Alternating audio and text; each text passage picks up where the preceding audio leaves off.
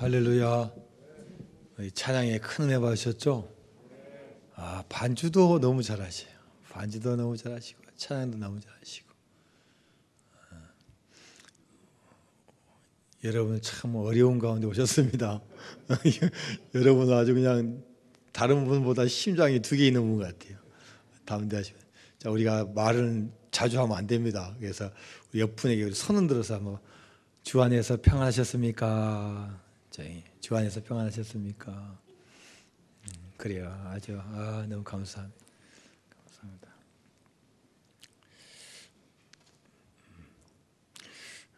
어느 주일날 한 젊은 부부가 아이를 데리고 열심히 갑니다.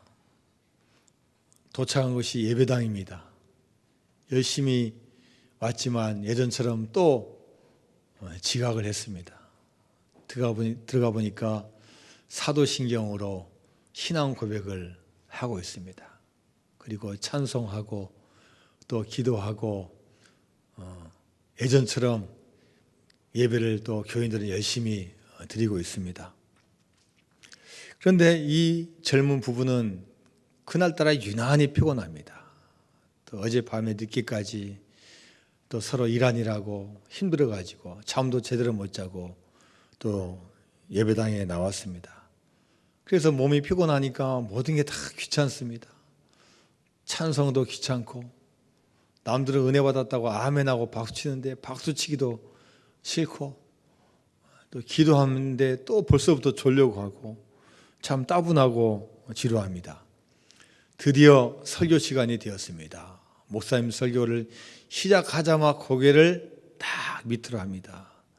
한쪽으로는 듣지만 두 눈은 주보를 향해서 주보를 뚫어지게 쳐다봅니다. 혹시 틀린 글자가 있나? 오타가 난 게 있나 하면서 열심히 찾습니다. 근데 그것도 지루해요. 딱 몇 분 지났나 시간을 딱 보니까 15분 지났어요. 유난히 오늘따라 목사님 설교가 왜 이렇게 지겹고 긴지 모르겠습니다. 생각에 잠겨서 딱 고개를 숙이고 있는데 순간 피로가 엄습하면서 고개가 툭 밑으로 떨어지면서 꾸벅꾸벅 조는 거예요. 가끔 목사님이 큰 소리로 소리 지르면 움찔하다가 다시 전혀 상관없이 고개를 떨어뜨립니다. 아무리 깨기 위해서 안간힘을 써보지만 눈썹이 천근만근이 되는 겁니다. 이 모습을 본 이 아이가, 옆에 있는 아이가 엄마 아빠에게 이야기합니다. 엄마 아빠 졸지 마세요. 지난주도 졸더니 또 이번 주도 또 졸기예요. 나 엄마 아빠 때문에 창피해서 예배 못 드리겠어 하면서 고사리 같은 손을 엄마 아빠 탁 잡고 흔드는데요, 엄마 아빠가 전혀 미동도 하지 않는 거예요. 더 이상 참을 수 없다는 듯이 칭얼거리면서 이 아이가 부모에게 졸라댑니다. 엄마 아빠 이렇게 졸 바에는 차라리 요금이나 먼저 내고 집에 가요. 여러분 이거 웃어야 됩니까? 울어야 됩니까? 이 꼬마가 얼마나 예배에 대해서 몰랐으면 헌금을 요금이라고 하고 부모가 얼마나 모범을 보이지 못했으면 가르쳐주지 못했으면 이렇게 이야기를 했겠습니까? 물론 피곤했지만 이 부모님 역시 예배에 대한 감격과 은혜가 있었다면은 여러분 또 이렇게 심하게 졸 수 있었겠습니까? 저희는 코로나 이 사태로 인해 가지고 예배에 대해서 다시 한번 점검하고 생각해보는 귀한 기회가 되었습니다. 예전에는 어느 교회를 가도 예배 드릴 수 있고 또 예배 시간도 한 번만 있는 게 아니라 새벽 기도도 있고 오전 예배도 있고 오후 예배도 있고 예배가 많기 때문에 언제든지 예배를 드렸는데 정말로 예배를 드릴 수 없는 우리가 상황을 맞이하게 되었습니다. 그러면서 예배가 뭔지 우리가 예배에 대해서 다시 한번 생각해 볼 수 있는 기회를 갖게 되었습니다. 예배는 영어로 워십이라고 합니다. 이 워십에서 월스라는 단어가 나왔습니다. 이 월스라는 단어는 가치라는 뜻입니다. 그래서 예배는 어떤 의미를 가지고 있냐? 하나님은 우리의 최고의 가치이십니다 라고 인정하고 고백하는 것이 예배입니다. 예배가 귀한 것만큼 또 예배 드리는 사람들도 귀한 존재입니다. 왜 그렇습니까? 하나님을 예배할 수 있고 하나님을 만날 수 있고 또 그와 소통할 수 있기 때문에 예배한 자도 귀한 자가 되는 것입니다. 또 우리는 어떤 것보다도 주일에 꼭 예배를 드려야 합니다. 왜 그렇습니까? 우리의 시간의 주인, 우리 물질의 주인, 이 우주 만물의 주인을 하나님으로 고백하는 것이기 때문입니다. 하나님은 우리의 창조자이십니다. 주님은 우리의 구원자이십니다라고 고백하는 것이 예배이기 때문입니다. 예배는 또한 하나님을 만나는 것입니다. 우리가 여러 가지 모양으로 순서와 모든 것을 준비를 합니다. 찬양, 기도, 또 공동기도, 또 예배 마치고 교제, 또 말씀 여러 가지가 있지만 다 이 모든 것이 하나님께 예배하고 하나님을 만나는 그 모든 순서입니다. 그래서 예배는 하나님을 믿는 우리에게는 가장 감격스럽고 감동의 순간이 되는 것입니다. 여러분, 진정한 기쁨, 참 감격도 다른 데 있는 게 아니라 예배에 있습니다. 아무리 다른 것에서 많이 누려도 하나님을 만나는 그 감격과 기쁨이 없다면요, 다 지루해지고 또 질리게 되고 실망하게 되는 겁니다. 여러분, 과연 우리가 하나님 외에 끝까지 믿고 나갈 수 있는 게 뭐가 있겠습니까? 주님 안에서 참 기쁨을 누리고 참 감격을 누린 자야만이 진정한 행복자이고 진정한 예배자가 되는 줄로 믿습니다.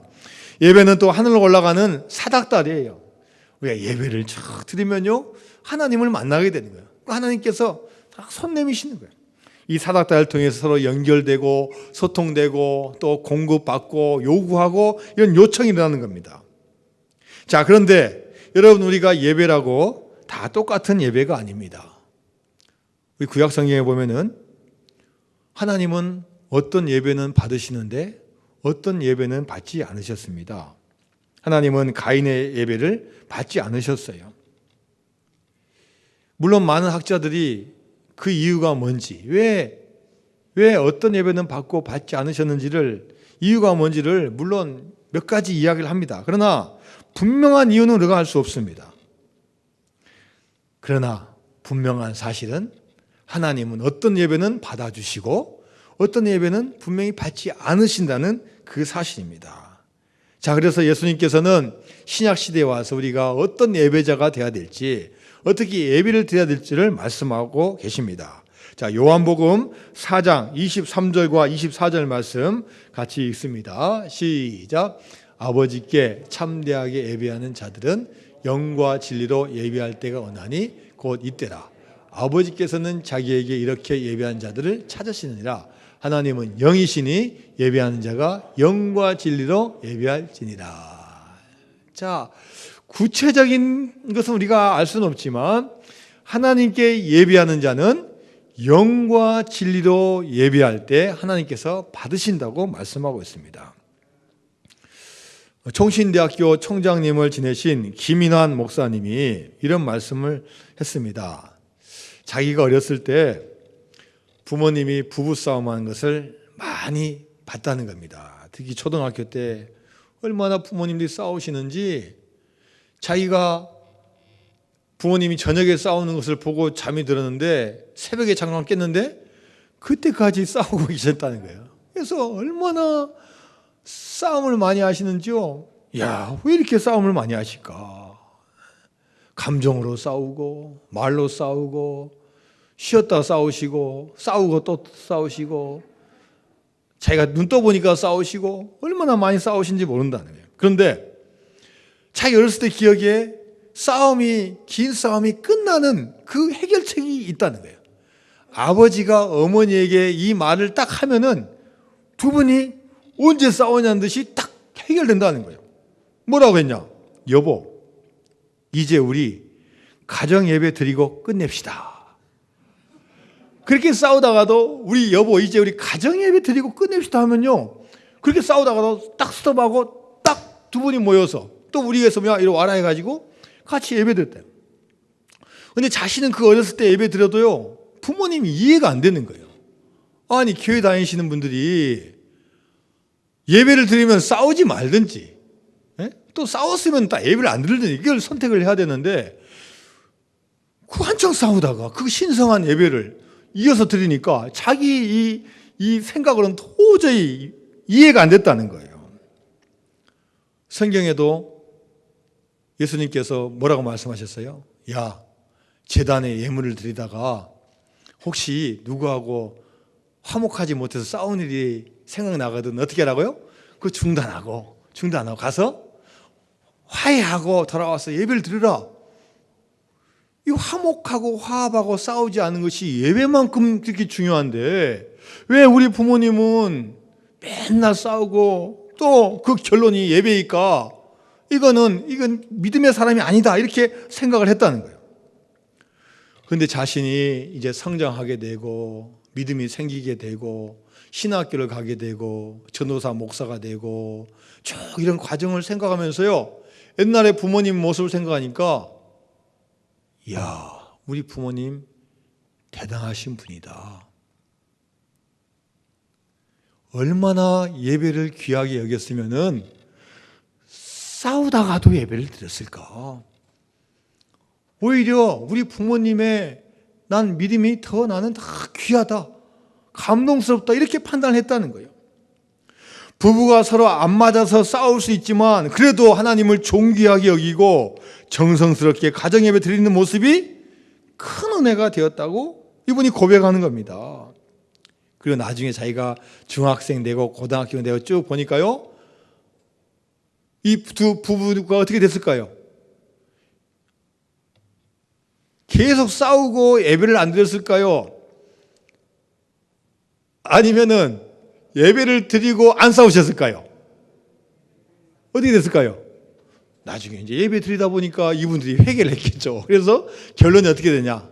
싸움이 점점 줄어들면서 나중에는 싸움이 없는 부부가 되고, 야, 어느 가정 못지않게 우리 부모님이 인고 부부가 되셨어요. 이렇게 이 총장님이 고백한 적이 있습니다.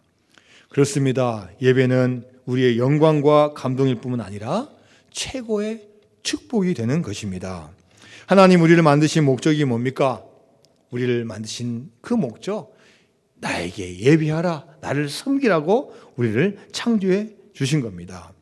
예배를 통해서 복받은 대표적인 사람이 있습니다. 솔로몬입니다. 이 솔로몬 왕은 10대 중반에 왕이 됐습니다. 자, 여러분, 10대 중반에 이 청소년이 뭘 알겠습니까? 아마 왕이 일찍 됐다고 우쭐거릴 수도 있고, 또 아버지가 훌륭한 왕이니까 나도 뭐 멋지게 할 수 있을 거야 이렇게 생각할 수도 있습니다. 그런데 오히려 솔로몬은 겸손했어요. 그리고 왕이 되자마자 한 최초의 일이 뭐냐? 하나님에게 제사를 드린 겁니다. 여러분이 잘 아는 일천 번제를 드린 겁니다. 한꺼번에 1000곳에 제단을 쌓고 1000마리의, 요즘으로 하면 1000마리의 막 다 양을 잡아가지고 1000곳에서 이렇게 해서 번제를 한꺼번에 드리는 거예요. 여러분, 하나님이 보시기에 이 솔로몬을 어떻게 보셨겠습니까? 야, 이 어린 나이에 나를 이렇게 경외하는구나. 얼마든지 자기 힘이라고 우길 수 있고, 아버지가 왕이니까 내가 왕 되는 거 당연하다 이렇게 생각할 수 있는데, 야, 이 솔로몬이 처음 시작하자마자 처음 일을 나를 경배하고 나에게 예배하는구나. 하나님께서 감동을 하신 거예요. 그리고 이 솔로몬이 드린 제사가 어떤 제사냐? 구약의 제사가 5가지 있는데 그 5가지 중에서 번제를 드렸어요. 번제. 이 번제는 뭡니까? 제사 중에서 모든 것을 다 태워서 하나님께 드리는 거예요. 안에 있는 내장 같은 거 조금 이렇게 더럽고 이런 것만 빼버리고 나머지 전체 그 맛있는 고기 그 전부를 하나님께 태워서 전부를 다 드리는 거예요. 제가 왕이 된 거 하나님의 은혜입니다. 제가 앞으로 하나님의 은혜를 또 잊고 살아야 됩니다. 하나님, 저의 예배를 받아주십시오 하고 정말로 하나님이 감동할 만한 번제를 드린 겁니다. 그러니까 하나님께서 어떻게 해주셨어요? 야, 꿈에 나타나셔가지고, 야, 네가 원하는 게 뭐냐? 하나님, 나라를 잘 다스릴 수 있도록 지혜와 청명 주세요. 야, 보니까 자기가 자신만을 위해서 하는 기도가 아니라 하나님의 영광을 위해서, 백성을 위해서 이렇게 요구하니까 하나님께서 또 마음이 너무 좋으셔가지고 지혜도 주시고 청명도 주시고 부귀와 영광도 다 주는 축복을 받게 된 줄로 믿습니다. 여러분, 솔로몬만 그런 게 아닙니다. 지금도 하나님은 참된 예비자를 찾고 계십니다. 나를 가장 존귀하게 여기고 이 세상에 있는 모든 가치 중에서 예배하는 것을 가장 첫 번째 두는 그 가치를 가지고 있는 사람을 찾고 계시는 겁니다. 돈 버는 것보다도, 명예를 얻는 것보다도, 사랑보다, 권력보다, 그 어떤 것보다도 하나님을 만나서 예배하고 하나님을 섬기는 것을 최고의 가치와 보람과 영광과 축복으로 생각하는 사람을 지금도 찾고 계실 줄로 믿습니다. 예배야말로 최고의 가치이고 최고로 존귀한 것이고 최고의 보물이고 재산이고 영광으로 생각하는 그 사람, 반드시 하나님께서 큰 복을 주실 줄로 믿습니다. 오늘 본문은 창세기 35장입니다. 이제 야곱이 외삼촌 라반의 집에서 21년 동안 열심히 일해서 처와 자식이 많이 생기고 많은 것을 얻어서 이제는 고향 땅을 향해 갑니다. 그 과정 중에서 하나님께서 야곱에게 찾아오셔서 하시는 말씀이 오늘 35장 말씀이고 또 첫 번째 부르시는 말씀이 1절 말씀입니다. 자, 우리 1절 말씀 같이 한번 읽어볼까요? 시작. 하나님이 야곱에게 이르시되 일어나 베델로 올라가서 거기 거주하며 내가 내 형 에서의 낯을 피하여 도망하던 때에 내게 나타났던 하나님께 거기서 제단을 쌓으라 하신지라. 여러분, 맨 처음에 나와 있는 베델로 올라가라. 이 35장 오늘 본문에 나오는 이 베델은 오늘 처음 나온 지명이 아닙니다. 그 앞에 베델에서 야곱은 놀라운 체험을 했어요. 형 에서로부터 도망을 가서 외삼촌이 라반이 있는 하란으로 가는 그 도중에 너무나 힘들고 어려워서 돌베개를 베고 잠을 잡니다. 그런데 하나님께서 환상 속에서 보여주시는 거예요. 사다다리를 다 펼쳐주시고 천사들이 오르락내리락 하는 것을 보여주시는 겁니다. 잘못하고 속이고 자기의 잘못으로 말미암아 도망갈 수밖에 없는 야곱이 거기서 하나님의 얼굴을 보는 거예요. 그래서 그곳 이름이 베델, 하나님의 집이라고 이름이 붙여졌어요.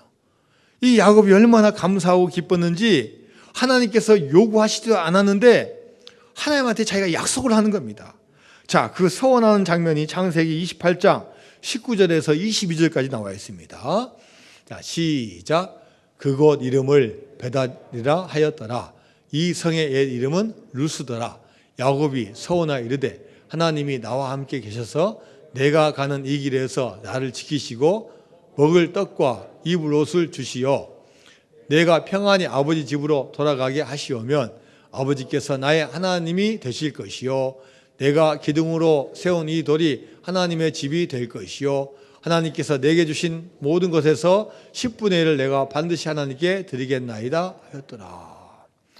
하나님을 만나 뵙고 이 야곱이 뭐라 해요? 하나님, 제가 가는 길에 하나님께서 함께해 주시고 지켜주신다면요, 또 먹을 떡과 입을 옷을 주셔서 제가 평안히 가게 해주시면요, 하나님, 제가 그것에 감사해서 저도 하나님께 드리겠습니다 해서 21절부터 22절까지 세 가지를 자기가 자원해서 서원하는 거예요. 첫 번째가 뭡니까? 여호와께서 나의 하나님이 되실 것이요. 하나님은 하나님인데 하나님께서 누구 하나님이요? 이제 나의 하나님이 되신다는 거예요. 그전에는 그냥 아버지가 믿었기 때문에 내가 믿어요. 어머니가 믿으라고 했기 때문에 믿은 그런 믿음이었는데 이제는 하나님을 뵙고 나니까 이제는 하나님께서 나의 하나님이 되십니다. 두 번째는 내가 기둥으로 세운 이 돌이 하나님의 집이 될 것이요.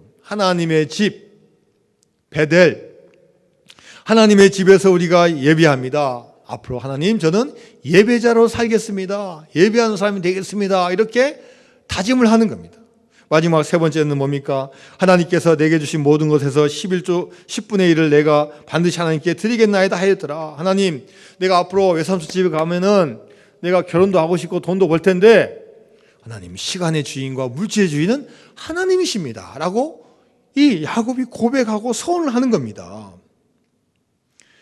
그래서 이 하나님의 축복을 받아가지고 이제 21년 만에 다시 돌아와서 고향으로 딱 오는데 이 야곱이 하나님 주신 축복을 잊어버리는 거예요. 이 베델의 축복을 잊어버리는 거예요. 앞에 형 에서가 가로막고 있습니다. 그런데 그것도 자기 힘으로 한 게 아니라 하나님께서 에서의 마음을 탁 어루만져 주신 거예요. 야, 동생 용서해라. 야곱 용서해라. 은혜를 받아가지고 또 천사를 통해서 또 이렇게 용서해 준 거예요.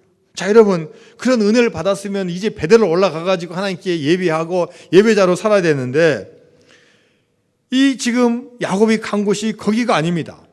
자, 창세기 33장 17절 말씀입니다. 시작. 야곱은 숫곳에 이르러 자기를 위하여 집을 짓고 그의 가축을 위하여 우릿간을 지었으므로 그 땅 이름을 숫곳이라 부르더라.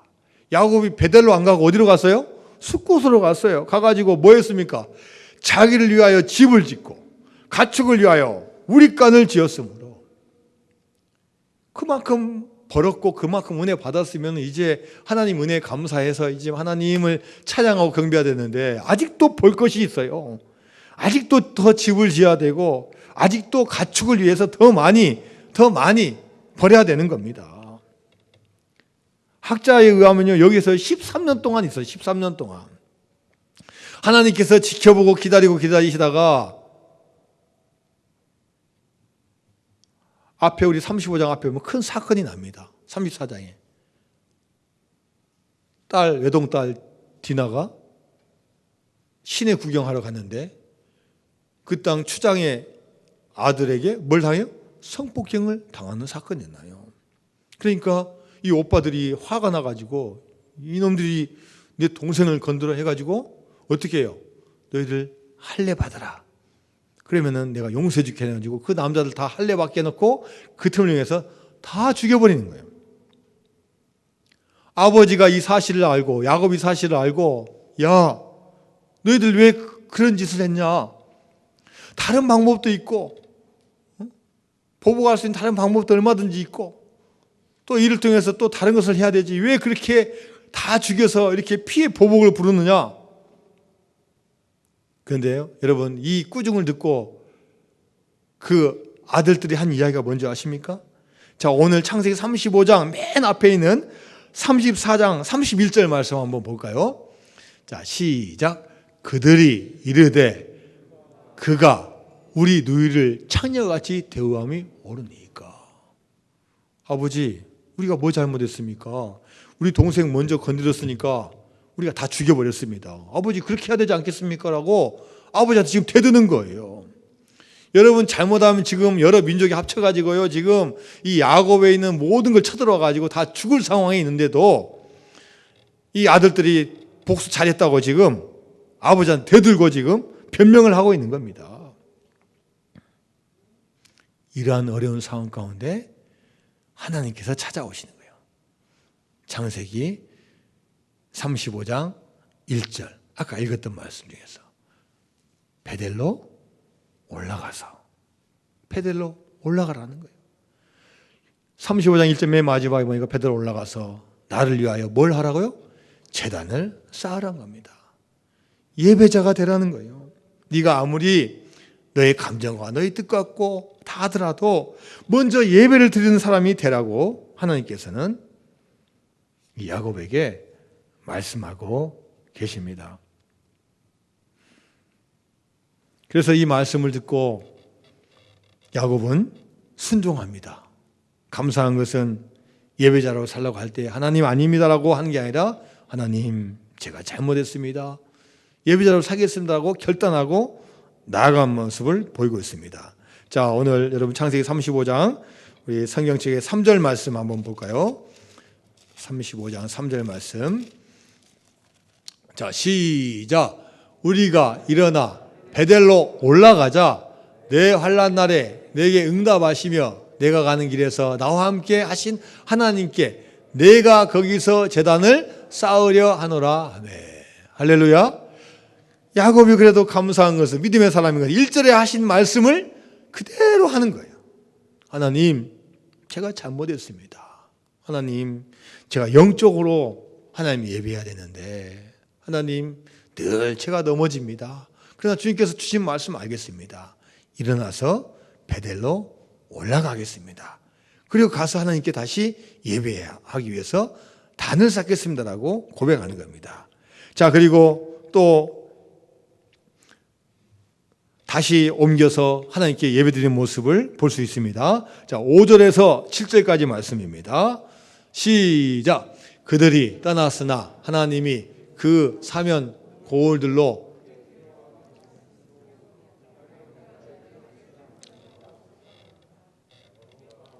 야곱이 그와 함께 한 모든 사람이 가나안 땅 루스 곧 베델에 이르고 그가 거기서 제단을 쌓고 그것을 엘 베델이라 불렀으니 이는 그의 형의 낯을 피할 때 하나님이 거기서 그에게 나타나셨음이더라. 아멘. 자, 야곱은 하나님의 말씀을 듣고 옮겨가면서 적는 곳을 떠나서 예배자의 삶으로 말미암아 하나님 주시는 그 축복을 받는 귀한 예배자가 된 줄로 믿습니다. 영국의 목사님들이 많이 모인 수련회에서 한 중국 목사님이 간증을 했습니다. 이 중국 목사님은 부유한 집에 태어났지만 복음을 받아들이게 되고 또 그 복음이 너무나 귀하기 때문에 그가 이제 주님의 사역자가 되기로 결심을 합니다. 여러분 중국 공산당 치하에서 목사가 된다는 것은 인생의 좋은 특권, 행복을 포기하는 것과 마찬가지입니다. 목사가 되어서 지하교회 지도자로서 복음을 증거하다가 결국은 체포되어서 강제 노동 수용소에 끌려갑니다. 거기에서 무려 18년 동안 복역한 다음에 풀려나게 됩니다. 그런데 주변 사람들이 봤을 때 이 목사님이 18년 동안 교도소에 나와 있다고 생각을 못할 정도로 얼굴이 너무 좋은 거예요. 또 너무나 젊은 거예요. 또 너무나 인상이 좋은 거예요. 그래서 물어봤습니다. 목사님, 강제노동수용소에서 18년을 복역한 분이 왜 이렇게 인상도 좋고 몸이 좋습니까? 목사님 대답합니다. 강제노동수용소는 정말로 지긋지긋하고 무서운 곳이었습니다. 그러나 제가 이렇게 건강할 수 있었던 이유가 있습니다. 하면서 이야기를 하시는데요. 이 공산당에게 이 목사라는 존재는 아주 이거 그냥 눈에 가시예요. 가장 이게 말을 안 듣는 그야말로 공산주의에서 말하면 반동입니다, 반동. 그래서 일을 시켜도 가장 힘든 거 시켜요. 여러분 교도소 안 가보셔서 모르잖아요. 가장 힘든 게 뭐예요? 이 목사님의 말씀에 가면은 똥 치우는 거예요. 똥 치우는 거예요. 똥 치우는 거예요. 저는요 교도소 견학을 갔다 왔습니다. 견학을 갔다 왔는데요. 서울구치소 여러분 한번 가보시면은 옛날 가보면요 변소가 바로 옆에 있어요. 그냥 똥 싸고 그냥 덮어놔요. 냄새가 나요. 맨 그 신참 오면요 똥통 옆에다가 자리를 배치해줘요. 고참은 매일 멀리 있고요. 그럼 여러분 이 똥 싸면 이 똥이 어디로 가요? 한 군데 탁 모아지는 거예요. 쫙 가가지고. 그래서 이 목사님 간증에 가면은 가로 세로 2m 되는 곳에 똥이 탁 모아지는 거예요. 그러면은 그날 아침부터 나와가지고 이 똥을 퍼가지고 바깥에다가 왔다 갔다 하는 거예요. 처음에는 이 일을 시키니까 얼마나 힘들었겠습니까? 똥 냄새 나죠. 지저분하죠. 그런데 어느 순간에 목사님 딱 생각해 보니까 이것처럼 좋은 게 없는 거예요. 감옥 안에서 기도하면요 큰 소리로 기도했다고 징계가 오는 거예요. 찬송요 부르면요 난리가 나는 거예요. 막 얻어 터지고 징벌방에 가는 거예요. 그런데요 똥통 있는 데는요 교도관들도 접근을 안 해요. 냄새 나니까 참 멀리서 그냥 알아서 하라고 그냥 내버려 두는 거예요. 그러니까 이야 마음 놓고 찬양할 수 있고 마음 놓고 기도할 수 있고 또 심지어 설교도 한번 해보고 똥들아 들으라 하면서 설교도 한번 해볼 수도 있고 기도도 하고 오히려요 그냥 똥 짊어지면서 그냥 이거는 누가 건들 사람이 없는 거예요. 찬송도 하죠. 찬송도 막 몇십 곡 하죠. 그러다 보면은 하루가 지나가는 거예요. 날마다 건강하고 날마다 기뻐하고 예배자로 사니까 완전히 하루하루가 더 좋아지는 거예요. 이 목사님이 몇 년 동안 날마다 이 찬송을 부르셨대요. 저 장미꽃 이슬리에 아직 맺혀 있는 그때에 귀에 은은히 소리 들리니 주 음성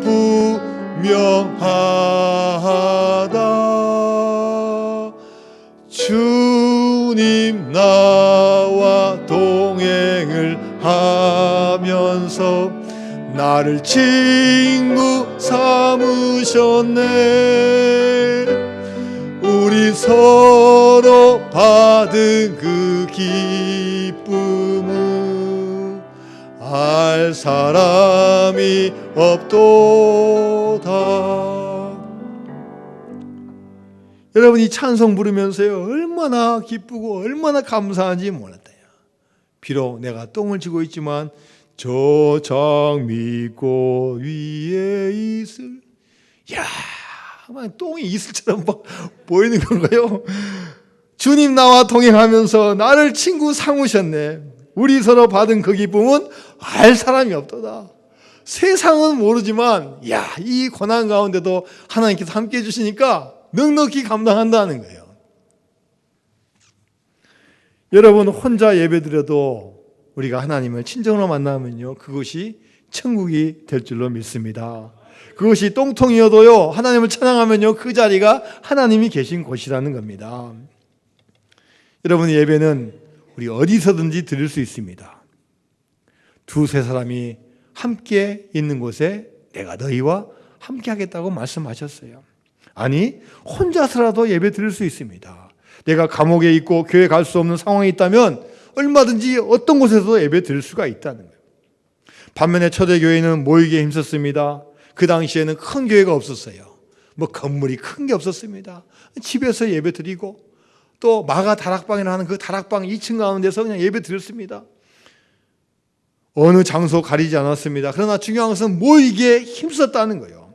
핍박이 온다고 포기하지 않았습니다. 예배 드리다가 잡혀갑니다. 감옥에도 가고 사자밥이 되기도 합니다. 황제에게 절하지 않는다고 화형에 처해지기도 합니다.